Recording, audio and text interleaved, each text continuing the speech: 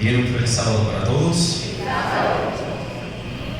En este día y en este momento tan santo y sagrado, día especial de sábado que nos reunimos como pueblo para adorar a Dios, es un día de gran fiesta espiritual. Creemos que en este momento, ya el último tema de esta campaña, nosotros como el pueblo de Dios podemos cantar victoria, porque fue una semana donde se manifestó el poder de Dios, su palabra, su Espíritu Santo, y hubo esos milagros de almas que nacieron para el reino de los cielos. Y la iglesia sigue creciendo, si el Espíritu Santo sigue obrando en la mente y los corazones de los hombres, de las almas, preparándonos para ese grande acontecimiento que muy pronto va a suceder, que es la venida de nuestro Señor Jesucristo. Por lo tanto, quiero pedirle a cada uno de ustedes, en este momento vamos a concentrarnos en el tema, en la palabra de Dios. Así que allí los celulares vamos a guardarlo, lo colocamos en silencio, ¿verdad? Y lo guardamos para que no entre alguna llamada, algún mensaje y alguna interrupción allí, ¿no? Lo que quiero decir es no distraerse. Si alguien quiere usar el celular para grabar, lo puede hacer, porque está en sintonía. Si está grabando, pues no se va a quedar dormido porque se le cae el celular, ¿verdad? Entonces, la idea es también no permitir en ningún motivo que entre el sueño, porque el enemigo va a tratar de hacer eso, ¿no? También podríamos guardar, puede ser literalmente o de manera simbólica, el reloj. Eso distrae mucho, ¿verdad? En cada ratito ver el reloj. Olvídese del reloj. Y vamos a concentrarnos en el tema. Si nos olvidamos del reloj, nos vamos a gozar en la palabra de Dios y vamos a salir rápido. Pero si estamos pendientes del reloj, no vamos a recibir el mensaje y le va a parecer un tiempo muy largo y le va a dar sueño. Así que guarde su reloj, no mire más el reloj a partir de este momento. Y vamos a concentrarnos entonces en la palabra de Dios.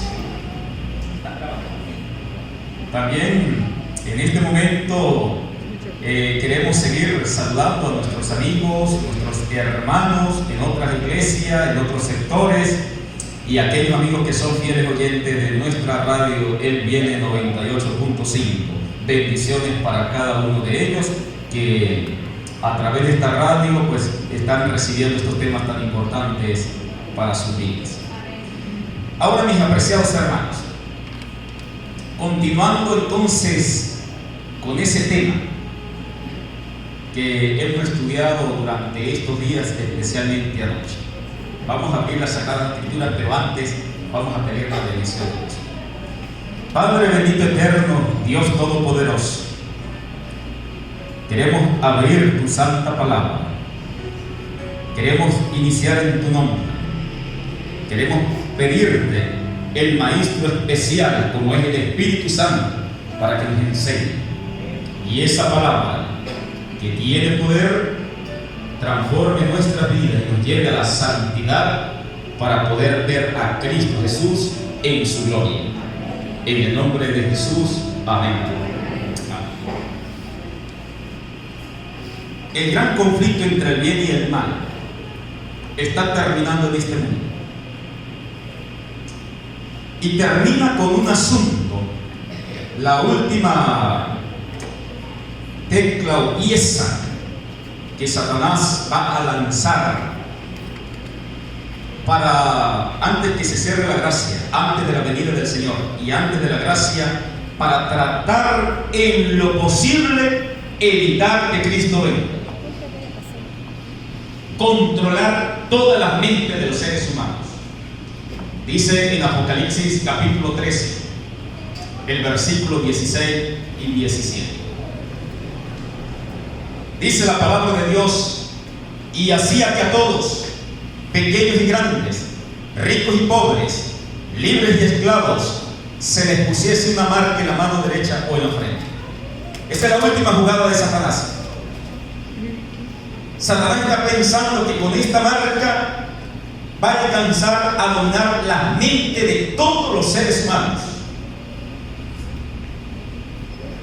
Y esta marca, para identificar ese poder, dice el versículo 17, y que ninguno pudiese comprar ni vender, tiene que ver también con un control de la economía mundial. Y nótese que hay una crisis mundial, no solamente aquí en Venezuela, en todo el mundo, crisis económica, sino el que tuviese la marca o el nombre de la bestia o el número de su nombre. El carácter de la bestia, nombre, el carácter, o el número de su nombre. Y entonces menciona el siguiente versículo que ese número, el número de la bestia, es un número de ¿qué? De hombre. Y repite 666.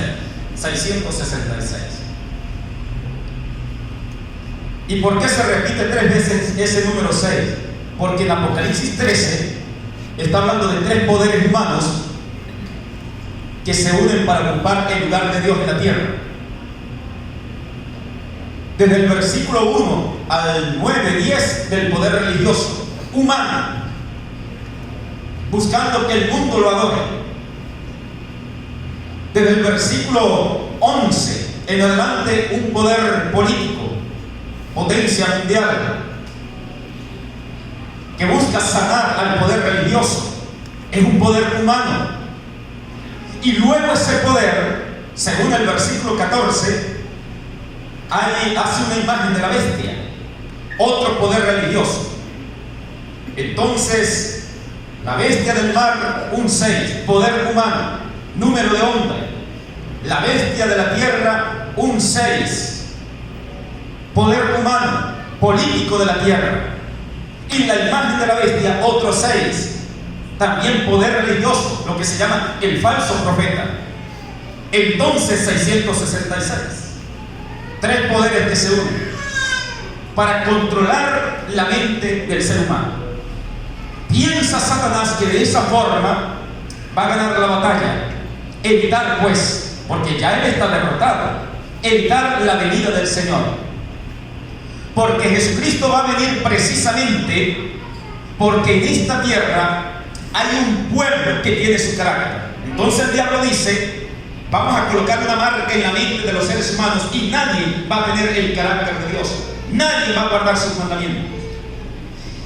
En este contexto, entonces tiene sentido el mensaje del tercer ángel. En Apocalipsis 14, el versículo 9, es una advertencia de Dios. Noten, esa advertencia de Dios que hace para la iglesia. En el capítulo 13, en el versículo 4, hay una pregunta.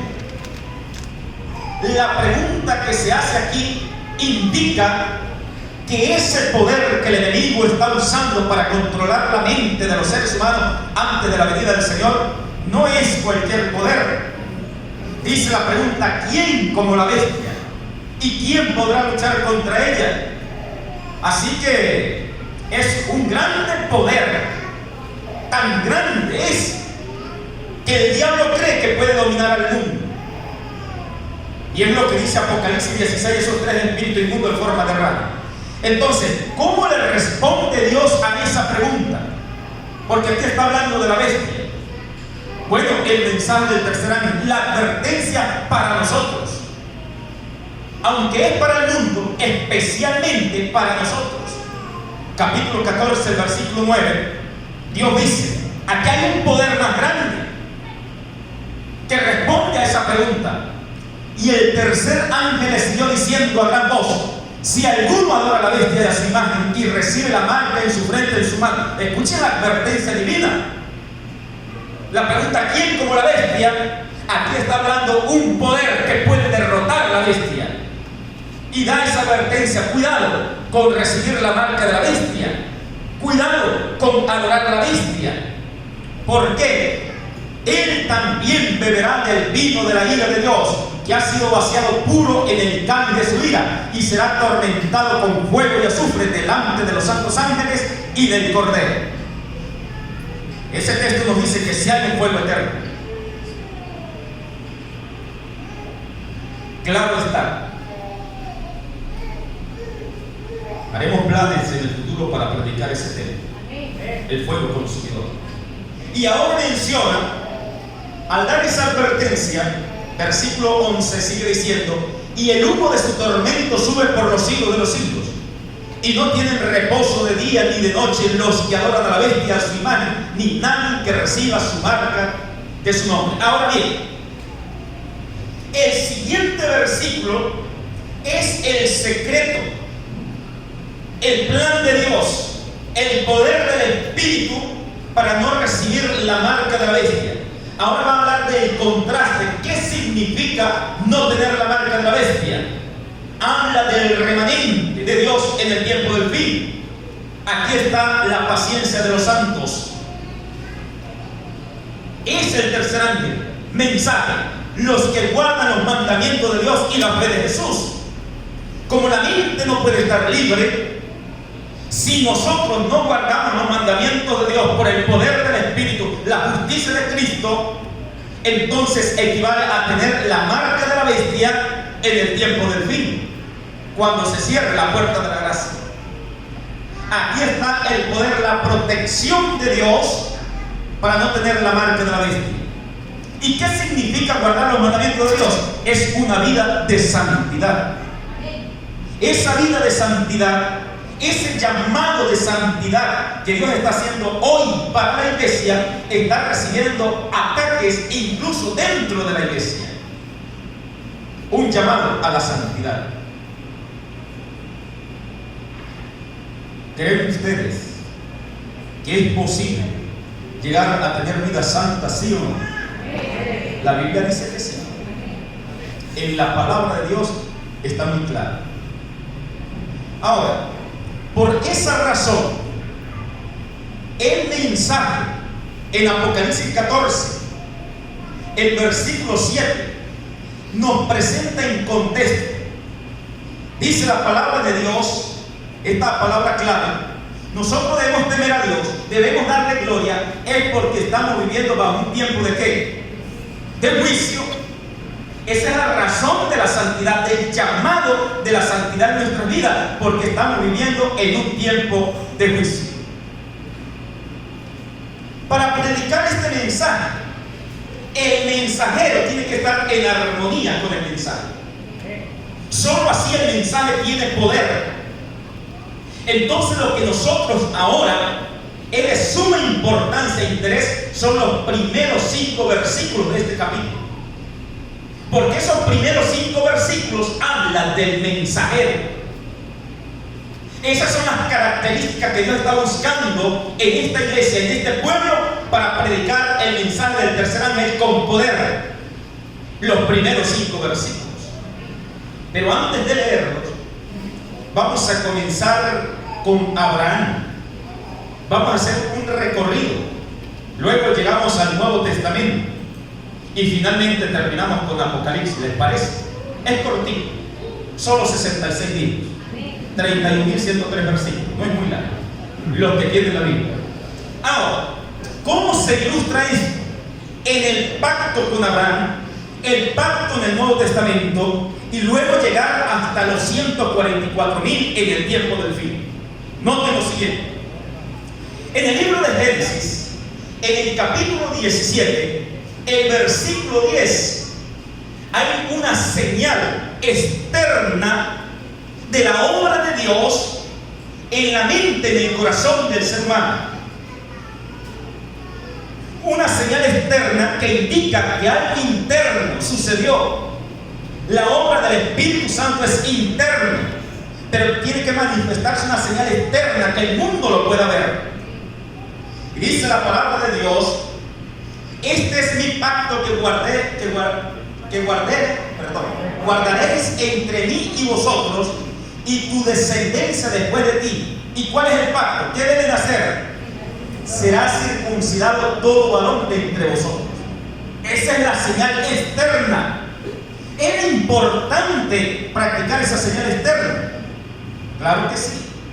Vean, sigue diciendo el versículo 14: circuncidaréis pues la carne Estamos en 17, 14, ¿no? Y el varón incircunciso, el que no hubiere circuncidado la carne de su prepucio, aquella persona será ¿qué? Cortada de su pueblo. Ha violado mi pacto. Pregunto, ¿era importante la señal externa, sí o no? Claro que sí, porque aquí dice que si no se cumplía ese pacto, la persona iba a ser cortado de su pueblo. Quiere decir que era importante, muy importante. En esta mañana vamos a tratar de no cortar o no decirme que el tiempo terminó. Ningún hermano me diga eso, porque eso me desconcentra y pierdo mi mente se coloca en mí. Quiero decirlo ahorita al principio para que al final no suceda eso y podamos terminar con poder.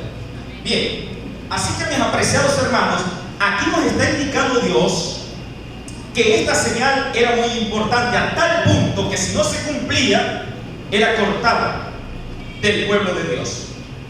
Vean un ejemplo, Éxodo capítulo 4, el versículo 24 y 26, dice la palabra de Dios: y aconteció en el camino que en una posada Jehová le salió al encuentro. ¿Y qué quiso hacer Jehová?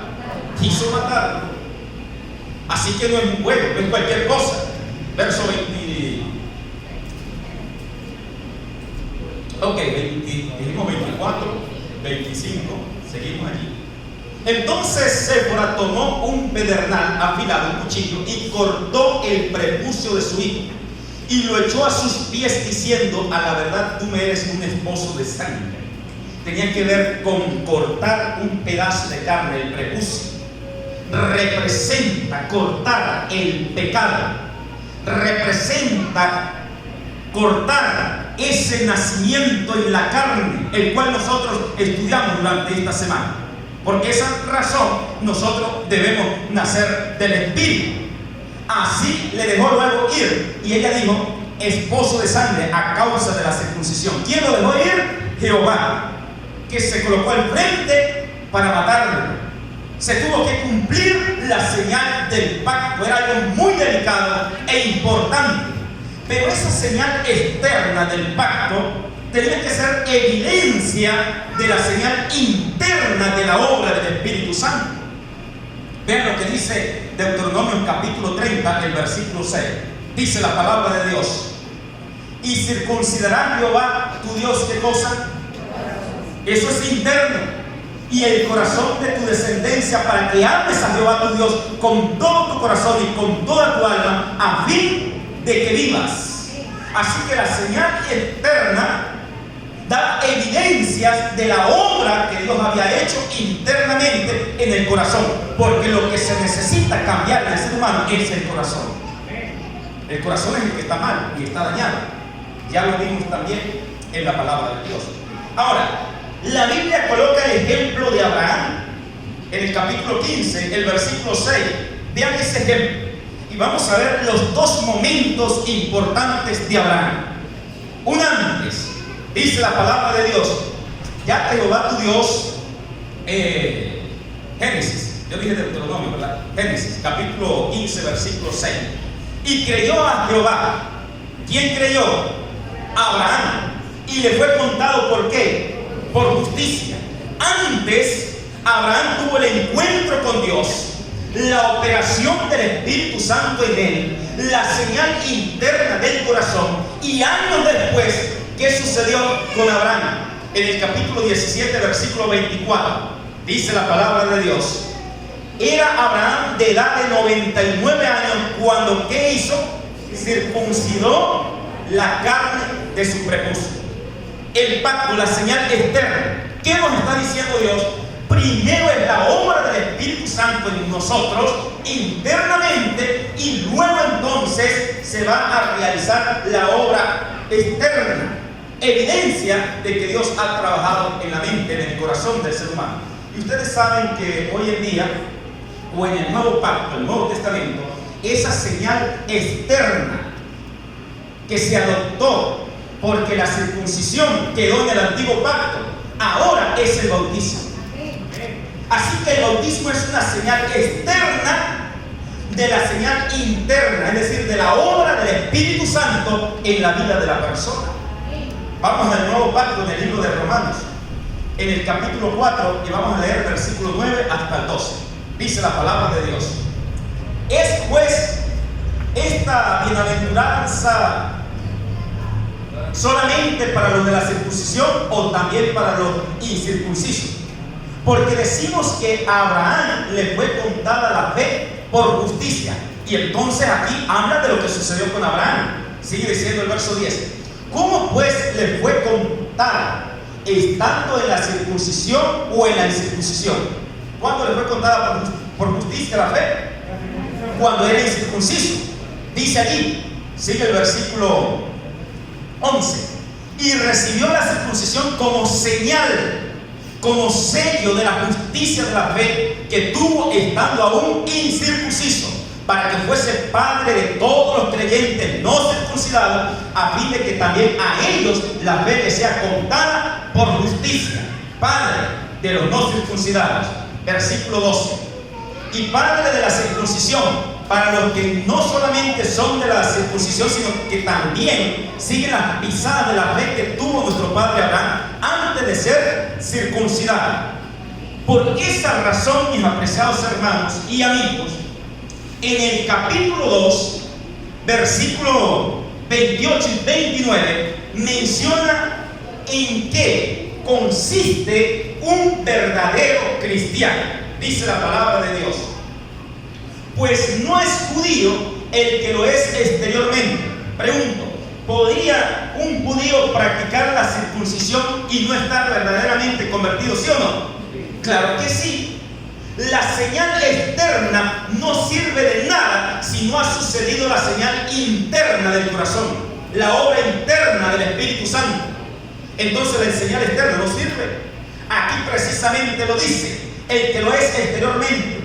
Ni es la circuncisión la que se hace exteriormente en la carne, dice el versículo 29, sino que es judío el que lo es ¿a dónde? En el interior. ¿Y la circuncisión es la de qué? Del corazón, en espíritu, no en letra. La alabanza del cual no viene de los hombres, sino de Dios. Ahora, como nosotros estamos en el nuevo pacto, y el nuevo pacto es el bautismo, vamos a leerlo con esa aplicación espiritual para nosotros. Nuevamente el versículo 28. Dice así la palabra de Dios: pues no es cristiano. El judío, vamos a colocar la palabra cristiano.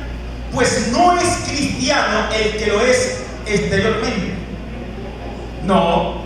Hay mucha gente que va a la iglesia, pero dice aquí: no es cristiano el que lo es exteriormente. Puede vivir un cristianismo de apariencia. Pero ¿qué dice Dios? Ni es el bautismo la que se hace exteriormente en la carne, versículo 29, sino que es cristiano el que lo es en lo interior. Y el bautismo es el del corazón, bautizados por el fuego del Espíritu Santo, en espíritu y no en letra. Así que esa es la alabanza que proviene de nuestro Dios. Por esa razón, dice el don profético, que hay muchos bautismos raros y extraños en la iglesia.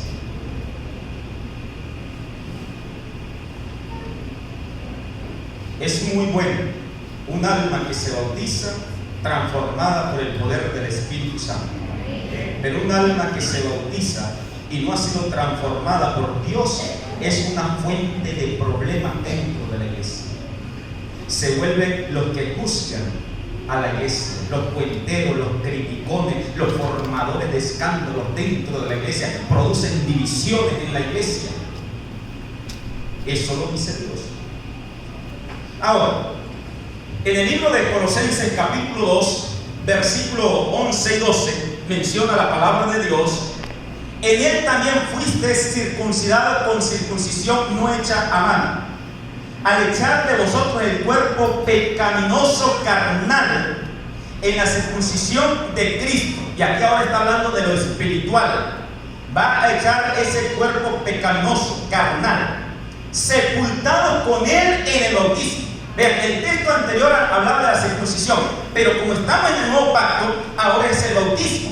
sepultados con Él en el bautismo, en el cual fuiste también resucitados con Él. Es decir, en el bautismo muere la persona, muere el pecado, muere el mundo. Cuando sale del bautismo es resucitado con Él, vida nueva. Así que ahora prácticas en su vida nueva. Ya no es lo mismo que el mundo, mediante la fe en el poder de Dios que le levantó de los muertos. Por esa razón, cuando la obra del Espíritu Santo que comienza en la mente, en el corazón del ser humano, ¿cuál es el resultado? ¿Qué produce? ¿Cuál es el llamado? ¿Qué es lo que Dios quiere hacer en nosotros? Vean lo que dice Primera de Pedro en el capítulo 1, y vamos a leer el versículo 14 hasta el 16. Dice la palabra de Dios: como hijos obedientes. ¿Cuándo llegamos nosotros a ser hijos de Dios? En el bautismo. Cuando una persona se bautiza, es que es declarada legalmente hijo de Dios. San Juan 1:12 lo dice. Mas a los que le recibieron, a los que creen en su nombre, son llamados hijos de Dios. Por lo tanto, como hijos obedientes, no os conforméis a los deseos que antes tenías estando en vuestra ignorancia. ¿Antes de qué? Antes de bautizarse, antes de ser un hijo de Dios. No os conforméis a esos deseos, a esas costumbres, lo que vivía antes sin Cristo. No. Sigue diciendo el versículo 15: sino que como aquel que os llamó es santo. ¿Quién es santo? Dios. Sed también vosotros santos en algunas cosas. ¿Dice eso la Biblia? No. Aquí dice ser santo en toda vuestra manera de vivir. Ese es el llamado de Dios para la iglesia. Es una santidad integral. Por esa razón, allí en el libro de Efesios capítulo 5, el versículo 26 y 27 habla del plan de Dios para la iglesia. ¿Qué es lo que Dios quiere hacer con la iglesia? Dice, ¿para qué? Santificarla, habiéndola purificado en el lavamiento del agua por la palabra. ¿Cómo la iglesia se santifica? ¿A través de qué? De la palabra. Vean, poder del Espíritu y el poder de la palabra. La palabra es una espada de doble filo. Corta. Y una herida duele. Cuando se hace una operación, duele, produce dolor. Pero la palabra, esa espada, corta para salvar. De la misma manera que una cirugía, una operación en el cuerpo es para salvar a la persona.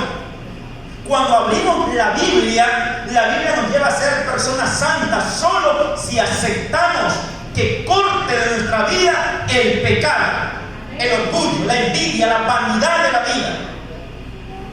Lavados por la palabra. Versículo 27 nos dice: a fin de presentársela a sí mismo, y esto en su segunda venida. Una iglesia que, ¿saben qué es una iglesia gloriosa? El sábado pasado lo estudiamos. Una iglesia que tiene el carácter de Cristo, que es la gloria de Dios. Una iglesia gloriosa que no tuviese mancha, ni arruga, ni cosa semejante, sino que fuese santa y sin mancha, es decir, sin pecado. Por esa razón, allí en Primera de Tesalonicenses, el capítulo 4, versículos 7 y 8, Dios nos da una advertencia. Vean lo que dice el versículo 7. Pues no nos ha llamado Dios a inmundicia, sino ¿a qué? ¿A qué nos ha llamado Dios? A santificación. El cristiano tiene que tener eso en cuenta en nuestra mente. Dios en este tiempo está llamando a un pueblo, está llamando a cristianos, está llamando a sus hijos, pero es para que sean santos, a santificación. A este mensaje en la iglesia encuentra oposición. No, es que no, eso no puede ser. Eso no es así. Somos salvos solamente por gracia. Cuidado. Porque la gracia, además del perdón, ¿qué implica? Victoria del pecado. Si no hay victoria del pecado, la gracia no sirve. Así de sencillo.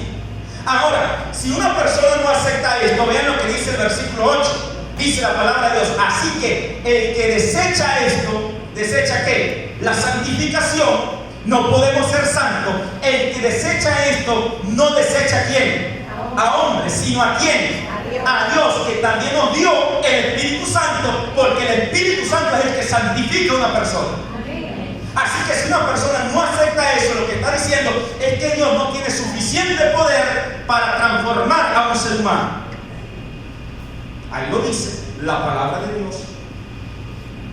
Y eso tiene que ver más en el momento de la segunda venida de Cristo. Esta carta fue escrita en preparación de la iglesia para la venida del Señor. Lo dice el capítulo 5, versículos 23 y 24. Vea lo que menciona la palabra de Dios. Y el mismo Dios de paz os santifique por cuánto. Completo, es una santidad integral. No solamente una parte de nuestras vidas. Imagínense una persona que es vegetariano 100%. Tenemos que guardar o seguir lo que Dios nos ha dicho en el don profético, la reforma pro salud, ser vegetariano, no come nada que le hace daño, y critica a los que comen carne, criticas a otros diciendo están en pecado, pero esa persona no diezma, no ofrenda. Entonces, ¿tiene una santificación completa? No, porque la santificación tiene que ser completa e integral. Es vegetariano, pero también diezma y ofrenda, pero también está activo en la iglesia, está en la obra de evangelismo, está dando estudios bíblicos, no critica.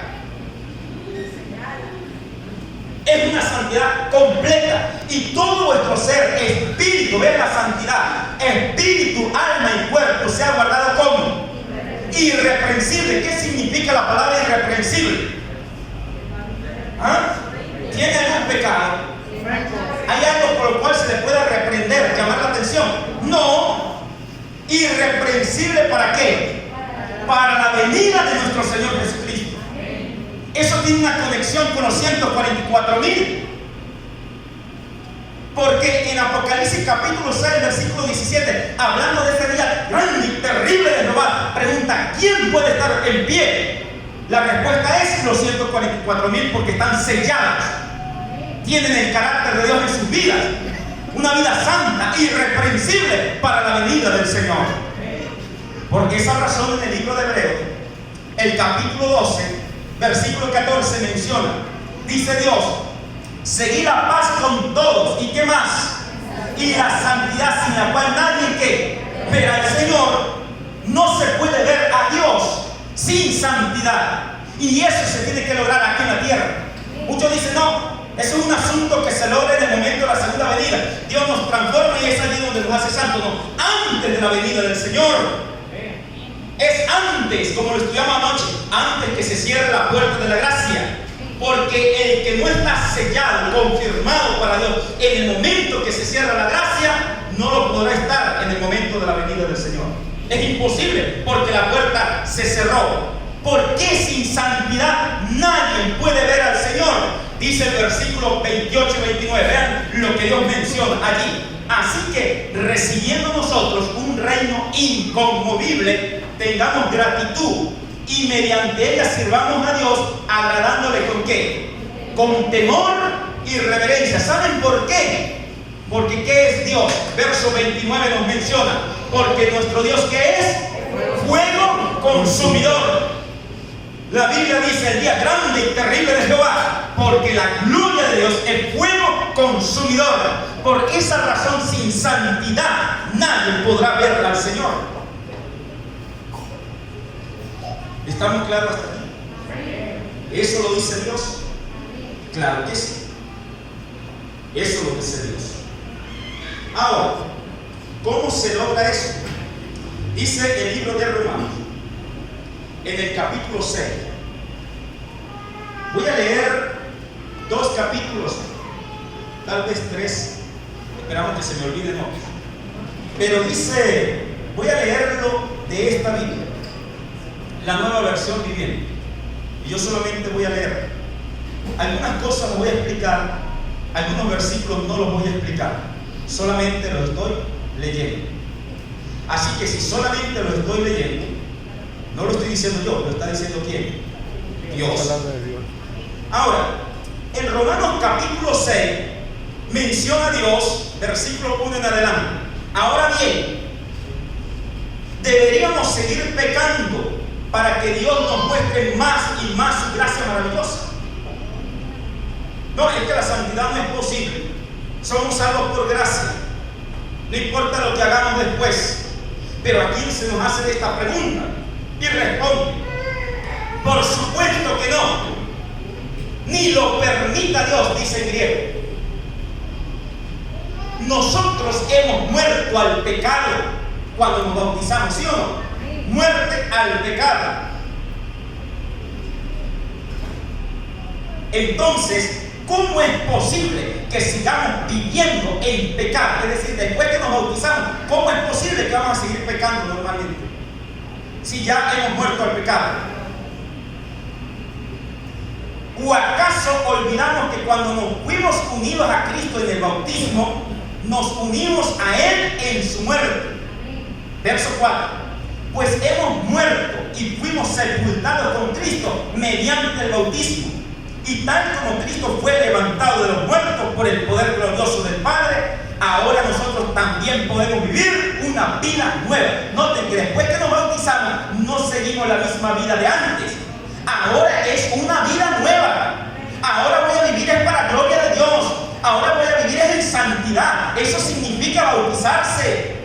Antes del bautismo, una vida de pecado. Después del bautismo, una vida de santidad en Dios. Amén. Sigue diciendo Dios, versículo 5.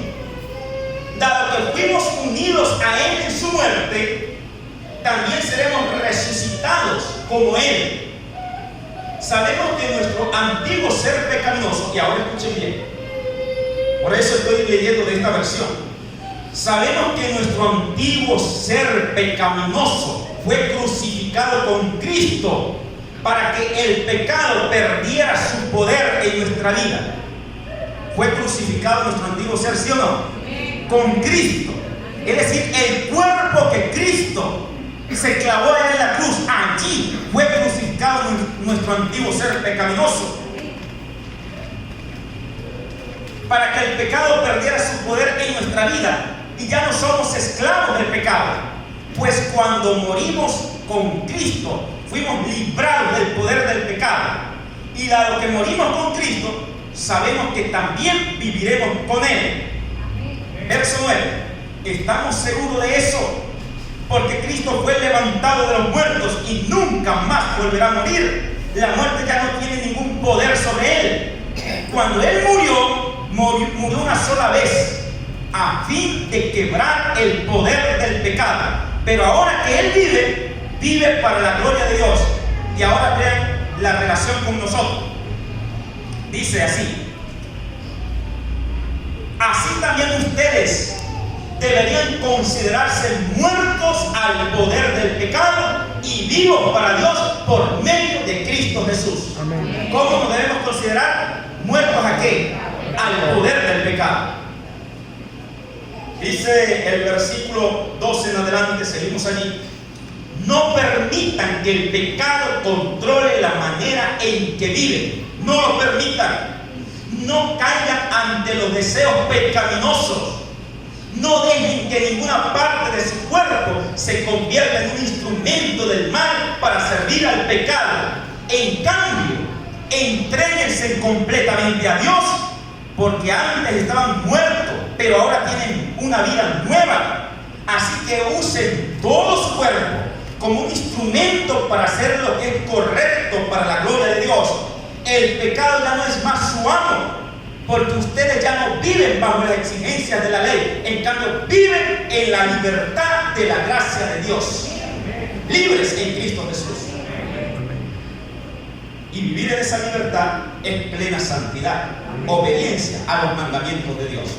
Ahora, noten el versículo 18 en adelante. Ahora son libres de la esclavitud del pecado y se han hecho esclavos de la vida recta. Sirven a la vida recta. Uso la ilustración de la esclavitud para ayudarlos a entender todo esto, porque la naturaleza humana de ustedes es débil.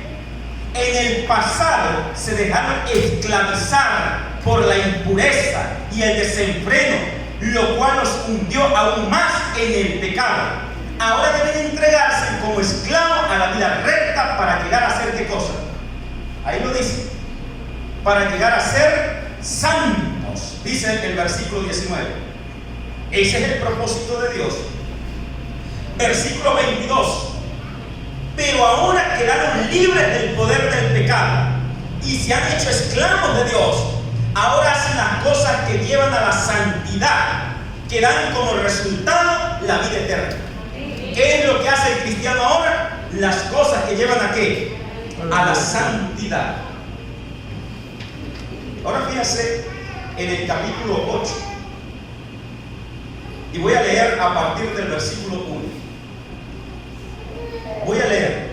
Esté atento a lo que dice la palabra de Dios.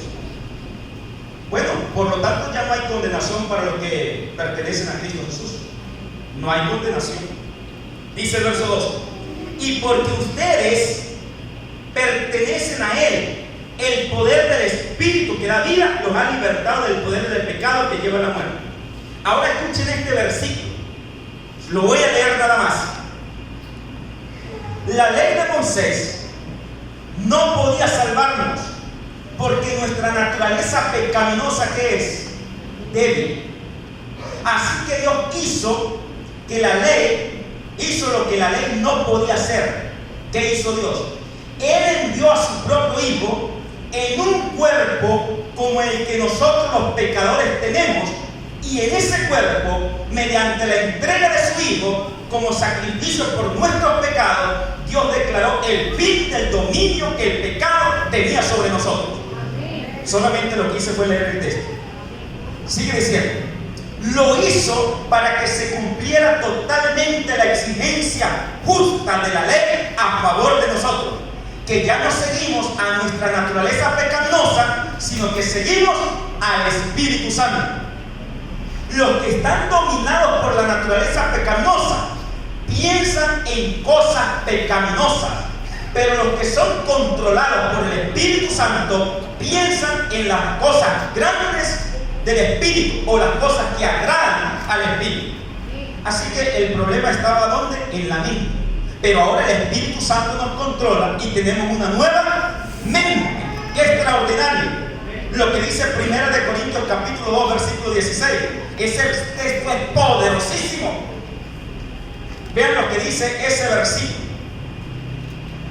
Porque ¿quién conoció la mente del Señor? Está hablando de la mente de Cristo. ¿Quién le instruirá? Más nosotros tenemos que la mente de Cristo. ¡Qué extraordinario! El que se ha bautizado, el que ha experimentado un nuevo nacimiento, ahora llega a tener la mente de Cristo Jesús. Dice la palabra de Dios. Vayamos a Primera de Juan. Eso es otro capítulo que quiero leer en esta versión. Y vamos a ubicarnos en el capítulo 3. Primera de Juan, capítulo 3 y el versículo 4. Escuchen, querida iglesia y queridos amigos.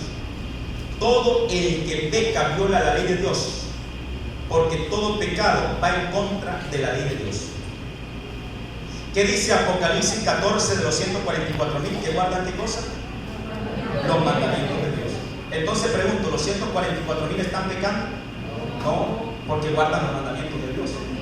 Este texto dice que el pecado es transgresión de la ley. Así que los 144,000 no están pecando.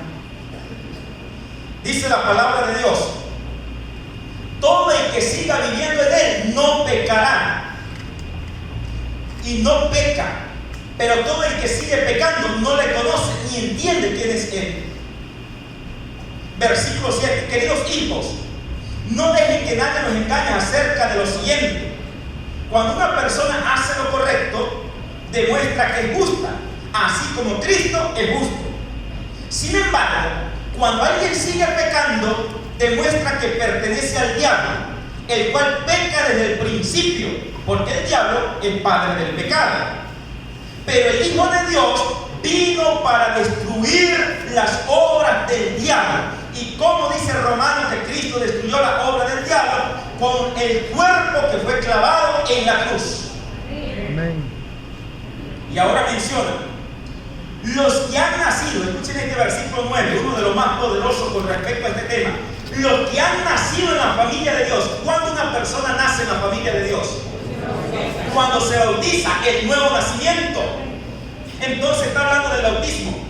Los que han nacido en la familia de Dios no se caracterizan por practicar el pecado, porque la vida de Dios o la simiente de Dios está ¿qué? En ellos. Así que no pueden seguir pecando porque son hijos de Dios. Por lo tanto, podemos identificar quiénes son hijos de Dios y quiénes son hijos del diablo. Todo el que se conduce con rectitud y no ama a los creyentes no pertenece a Dios. ¿Sabe qué está diciendo Dios? Incluso puede estar una persona bautizada dentro de la iglesia, pero esa persona no le habla a otro. Ese no es hijo de Dios. Aquí lo está diciendo. Si no ama a su hermano, no es de Dios. El bautismo es eterno, pero no ha ocurrido la obra interna del Espíritu Santo en la vida de la persona. De tal manera que entonces Apocalipsis 14 menciona la característica de los hijos de Dios en el sellamiento, el momento cuando se cierra la gracia y antes de la venida del Señor. Vean, los hijos de Dios, Apocalipsis 14:1 menciona qué característica especial. Estos 144,000 tienen el nombre de Él, es decir, el Cordero, y el de su Padre escrito ¿a dónde? En la frente. Los 144,000 le pertenecen a Dios. Los 144,000 tienen el carácter de Dios. ¿Y cómo es el carácter de Dios? Un carácter santo. Pero hay otra característica. Dice el versículo 2 y 3, los 144,000 son cantantes. ¿Y saben qué significa ser cantante en la Biblia? Victoria sobre el pecado, victoria sobre Satanás, victoria sobre los poderes de este mundo que se oponen a Dios. Y por esa razón canta, porque son victoriosos. Dice la palabra de Dios, los 144,000 son vírgenes. ¿Por qué son vírgenes?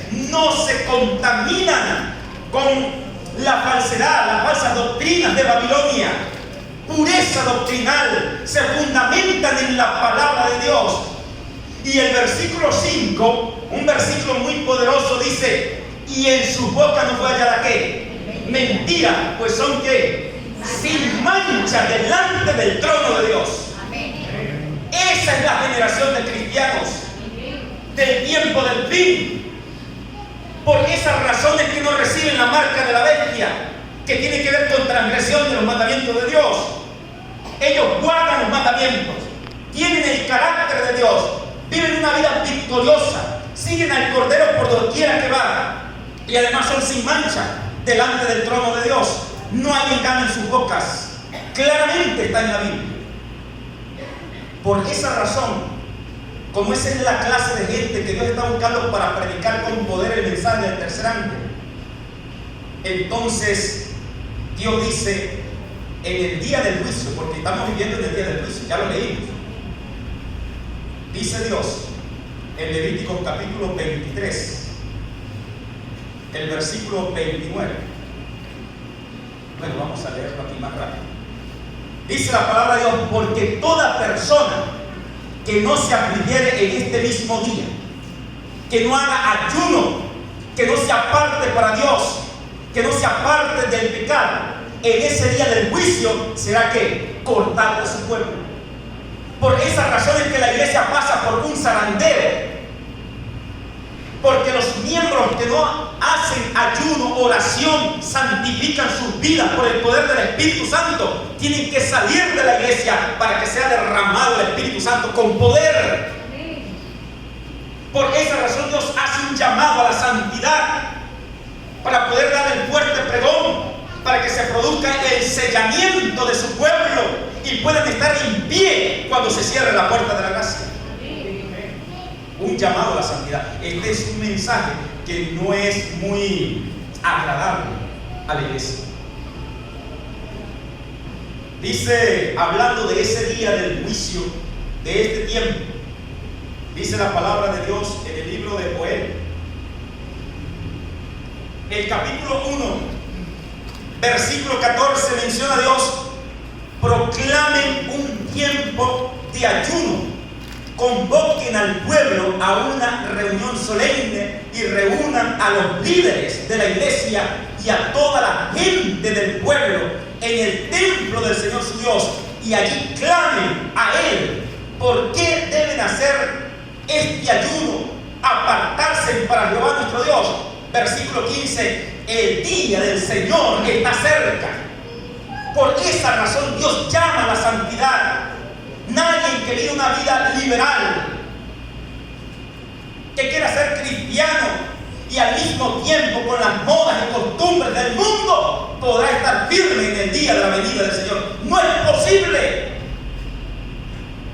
Sin santidad nadie verá al Señor. El día del Señor está cerca. El día cuando la destrucción viene de parte del Todopoderoso. Qué terrible será aquel día, dice Dios. Capítulo 2, versículo 12. Por eso dice el Señor: vuélvanse a mí ahora, mientras haya tiempo. Ahora es el momento. Entréguenme su corazón. Acércanse con ayuno, llanto, luto. No se desgarren la ropa en su dolor, sino desgarren sus corazones. Regresen al Señor su Dios, porque cercano está el día de Jehová. Amén. Eso lo tenía que hacer el pueblo de Israel el día que el sumo sacerdote entraba al lugar santísimo. Si no, era cortado de su pueblo. Estar en armonía con la purificación del santuario, sus mentes purificadas, su corazón purificado de todo pecado, para permanecer firme en ese día grande de Jehová. Y Dios está pronto a salir del santuario para venir a buscarnos. Sigue diciendo la palabra de Dios acerca de las características de este pueblo. Vamos al Salmo, el Salmo 15. Dice la palabra de Dios, y aquí está hablando de los 144,000 características de ese pueblo. Jehová, ¿quién habitará en tu tabernáculo? ¿Quién morará en tu santo monte? Y ahora va a decir quiénes son. ¿Quiénes son? Vean lo que dice Dios. El que anda en integridad, ese es el que va a morar en su santo monte. Y hace justicia y habla la verdad en su corazón. El que no calumnia con su lengua, ni hace mal a su prójimo, ni admite reproche alguno contra su vecino. Aquel a cuyos ojos el vil es menospreciado, pero honra a los que temen a Jehová. El que aún jurando en daño suyo, no por eso cambia. Quien su dinero no dio usura, ni contra el inocente admitió cohecho. El que hace estas cosas no resbalará jamás. Ese es el carácter de los que han de vivir en este tiempo para la venida del Señor. Amén. Así que ¿quiénes son los que van a vivir entonces en las llamas eternas? ¿Serán los impíos o serán los justos? Dice la palabra de Dios en Isaías 33, versículo 12, y aquí hace Dios ese llamado a cada uno de nosotros. Y los pueblos serán como cal quemada, como espinos cortados serán quemados con fuego. Hablando de su gloria, de lo que va a suceder en ese tiempo. Vamos a leer hasta el versículo 17, sigamos en el 13. Oíd los que estáis lejos, lo que he hecho, y vosotros los que estáis cerca, conoced mi poder. Los pecadores se asombraron en Sión, espanto sobrecogió a los hipócritas, es decir, aquellas personas que eran actores dentro de la iglesia, aparentaban piedad, un cristianismo, pero eran falsos cristianos. ¿Quién de nosotros morará con el fuego consumidor? ¿Quién de nosotros habitará con las llamas eternas? Y aquí viene la respuesta. Dice Dios: el que camina en justicia y habla lo recto, el que aborrece la ganancia de violencias, el que sacude sus manos para no recibir soborno, el que tapa sus oídos para no oír propuestas sanguinarias, el que cierra sus ojos para no ver cosas malas. Estas características son ¿de quién? De los justos, de los santos. Este habitará en las alturas, fortaleza de roca será su lugar de refugio, se le dará su pan, sus aguas serán seguras. Verso 17 nos menciona: tus ojos verán el rey en su hermosura, verán la tierra que está lejos. Por lo tanto, dice Malaquías, capítulo 4, versículo 1 en adelante, hablando de ese gran día, porque aquí viene el día ardiente como un horno, y todos los soberbios y todos los que hacen maldad serán estopa. Aquel día que vendrá los abrazará de brasa, de fuego, los quemará, ha dicho Jehová de los ejércitos, y no le dará ni raíz ni rama. El mal será eliminado. Versículo 2: mas a vosotros, los santos, los que guardan los mandamientos de Dios, que se han apartado del pecado del mundo, los que han permitido que el poder del Espíritu Santo haya transformado sus vidas, son luz para el mundo. Dios está llamando, querida iglesia, queridos hermanos, a dejar el falso cristianismo. El cristianismo de hipocresía, de apariencia, no sirve. Un llamado a la santidad. Esa es la solución aún para los conflictos que vivimos en este mundo. Vivir en santidad. Por lo tanto, a esos santos les nacerá el sol de justicia. ¿Quién es el sol de justicia? Cristo Jesús. Y en sus alas traerá salvación, y saldréis y saltaréis como becerros de la manada. Ese es el futuro glorioso que tenemos para nosotros. Versículo 3: hollaréis a los malos, los cuales serán ceniza bajo la planta de vuestros pies. Está hablando después de los 1000 años, cuando el fuego descienda y reduce a los enemigos, incluyendo a Satanás, a ceniza. Y cuando Dios salga de la santa ciudad, la nueva Jerusalén, creando cielo nuevo y tierra nueva, y nosotros salgamos y habitaremos la tierra, esas son las cenizas que estarán bajo la planta de nuestros pies en el día que yo actúe, ha dicho Jehová de los ejércitos. El llamado de Dios que hace para este tiempo. Por lo tanto, acordado de la ley de Moisés mi siervo, el cual encargué en Horeb ordenanzas y leyes para todo Israel. ¿Acordado de qué? De los mandamientos de Dios. A Moisés, cuando dice aquí, ¿qué mandamiento está hablando? Los 10 mandamientos. Acordado de los mandamientos. Bienaventurado la paciencia de los santos que guardan los mandamientos de Dios. He aquí yo envío el profeta Elías antes que venga el día de Jehová, grande y terrible.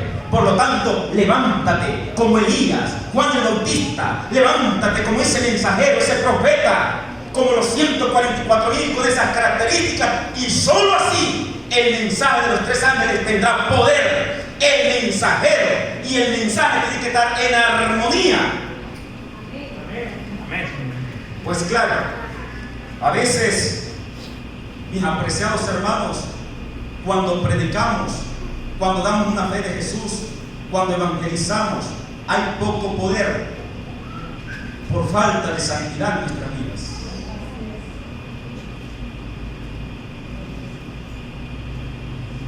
Dios está llamando en este tiempo a la santidad. Quiero terminar ya leyendo el don profético. ¿Qué hora es? Temprano. Gloria a Dios. Yo pensé que era más tarde. Sí. Las 12. Bueno, voy a leer solamente 2:30. 4 citas cortas de lo que dice el don profético. Dice así, en Maranatha, página 238. Y ahora escuchen bien, querida iglesia. Ninguno de nosotros recibirá. Yo pregunto en este momento, ¿nosotros queremos recibir el sello de Dios? Amén. Gloria a Dios. Amén. Ahora escuchen esta cita. Ninguno de nosotros recibirá jamás el sello de Dios mientras nuestros caracteres tengan una mancha. Una mancha, solo una. Si tiene una mancha, no podremos recibir el sello de Dios. Nos toca a nosotros remediar los defectos de nuestro carácter, limpiar el templo del alma de toda contaminación. Entonces la lluvia tardía caerá sobre nosotros como cayó la lluvia temprana sobre los discípulos en el día de Pentecostés. Nosotros tenemos que ver la historia y que la historia se repita. En Hechos capítulo 2, Los discípulos en el aposento alto, esos 120 que estaban allí, estaban discutiendo, peleando entre ellos. No había ninguna mancha, según capítulo 2 de Hechos. Unánimes en el Señor, y el Espíritu Santo fue derramado con poder. Sigue diciendo conflicto de los siglos, página 680. Ahora, mientras que nuestro gran sumo sacerdote está haciendo propiciación por nosotros, debemos tratar de llegar a la perfección en Cristo. Eso lo dice un texto inspirado por Dios. Nuestro Salvador no pudo ser inducido a la tentación ni siquiera en pensamiento. Satanás encuentra en los corazones humanos algún asidero en que hacerse firme. Es tal vez algún deseo pecaminoso que se acaricia, por medio del cual la tentación se fortalece. Pero Cristo declaró al hablar de sí mismo: viene el príncipe de este mundo, mas no tiene nada en mí. Satanás no pudo encontrar nada en el Hijo de Dios que le permitiese ganar la victoria. Ahora bien, Cristo guardó los mandamientos de su Padre, escuchen, y no hubo en él ningún pecado de que Satanás pudiese sacar ventaja.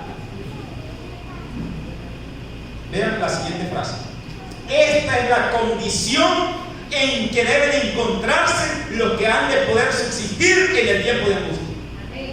Pregunto, ¿está claro esa cita? En esa condición lo está diciendo un texto inspirado.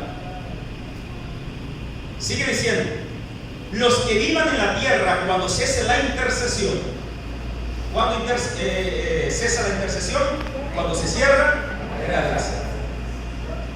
Cuando cesa la intercesión de Cristo en el santuario celestial, deberán estar en pie en la presencia del Dios Santo sin mediador. Sus vestiduras deberán estar sin mancha. ¿La vestidura de quién? De su pueblo aquí en la tierra. Su carácter es purificado de todo pecado por la sangre de la aspersión.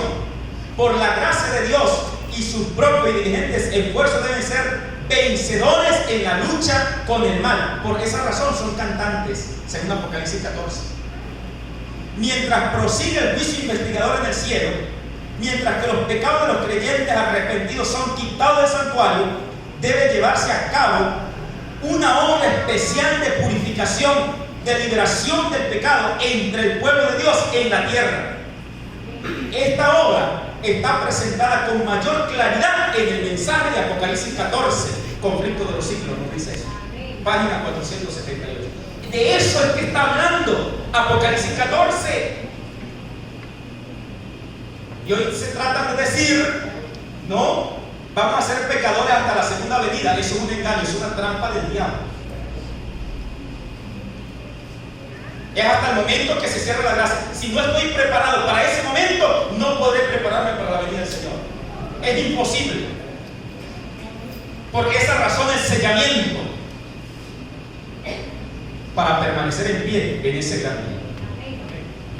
Queridos hermanos y hermanas y amigos, así que Dios está dando el poder del Espíritu Santo a aquellas almas que quieren responder a ese llamado a la santidad.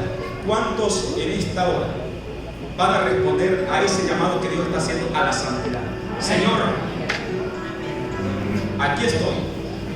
He recibido el poder de su palabra. He recibido el poder de su Espíritu. Nos está llamando a santidad, a apartarnos del pecado, sin contaminación, sin mancha, en este mundo antes del cierre de la gracia, para ser derramado el Espíritu Santo, la lluvia tardía, el fuerte pregón, y finalmente muy pronto vayamos a casa. Gloria a Dios por esas decisiones. Usted va a razonar, usted va a pensar. No es un asunto de emociones, no es un asunto de sentimientos. Dios está hablando a nuestra razón, a nuestro entendimiento en esta hora, llamando a la santidad para manifestarse en gloria. Vamos a orar en este momento.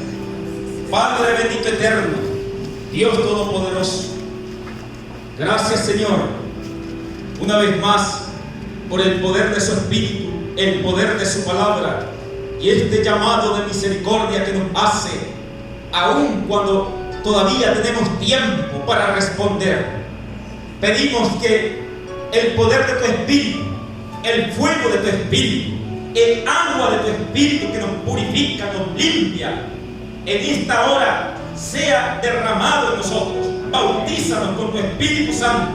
Salgamos llenos de tu Espíritu, con ese valor, ese entusiasmo enérgico en tu evangelio, en tu reino, para presentar la luz de la verdad, para levantar la bandera del evangelio eterno, la bandera de tu gracia, de tu justicia, la bandera de tu santa ley, la bandera de tu venida que es inminente.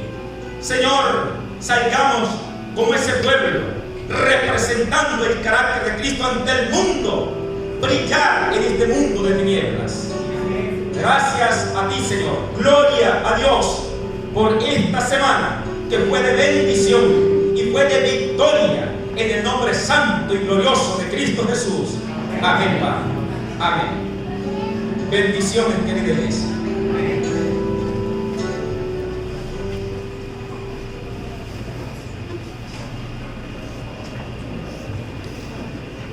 Ahora, en respuesta a su palabra, vamos a entonar lo que ha sido nuestro himno tema toda esta semana. Maranata, Cristo viene.